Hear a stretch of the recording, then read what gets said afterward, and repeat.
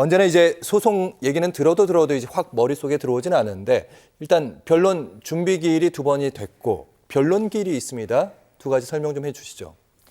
네, 이제 재판을 하기 위해서는 이제 양 당사자들의 주장이 증거에 의해서 뒷받침되는지를 심리를 하여야 되는데요.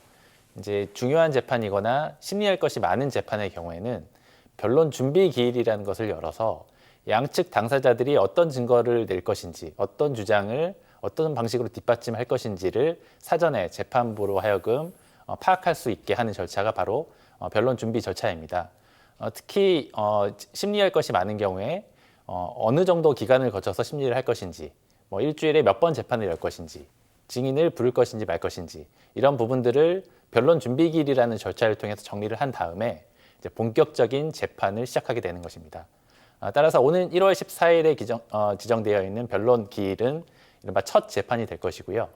변론 준비 기일에서 정리된 쟁점들 그리고 쌍방이 제출하기로 한 증거들을 집중적으로 심리하는 절차가 시작된다. 이제 이렇게 이해하시면 될 것 같습니다. 네, 지난 변론 준비 기일에서 그러니까 내란죄 빼기로 했으니까 그 부분도 이제 쟁점이 정리되는 단계였다.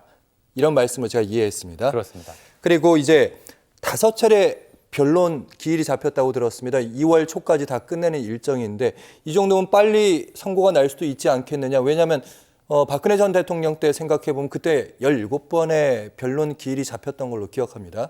네, 일단 5번의 재판 기일을 잡았다는 얘기는 이른 재판부가 판단할 때는 쌍방이 주장하려고 하는 내용들 그리고 그걸 뒷받침하기 위해서 제출하는 증거들을 토대로 판단할 때 한 5번 정도의 변론 기일은 필요하다라고 판단해서 잡아놓은 것이다라고 판단하시면 될 것 같고요. 최소라고 생각하면 되는 그렇습니다. 거죠? 네. 다만 이제 5번의 변론 기일을 마친 이후에 추가적인 심리가 필요할 것인지 아니면 5번의 재판으로서 충분히 판단이 가능하다라고 판단할 것인지는 이제 1회 기일부터 쭉 재판을 진행해 봐야 이 판단이 가능할 것으로 보입니다.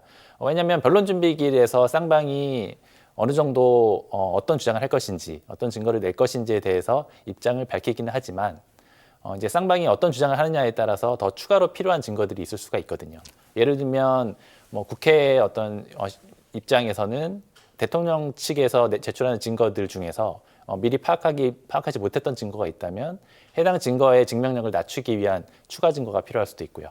그건 대통령 측도 마찬가지입니다. 그래서 5번의 재판을 진행을 해보면 이제 쌍방이 더 주장할 것이 있는지 여부가 판단이 될 것이고요. 이제 그에 따라서 향후 일정이 정해질 것으로 보이는데 아마도 5번 정도를 지정해 놓은 걸로 봐서는 현재로서는 한 2월 초 중순이면 일정 부분 판단이 가능한 사안이 아닌가 이제 이렇게 예상이 됩니다.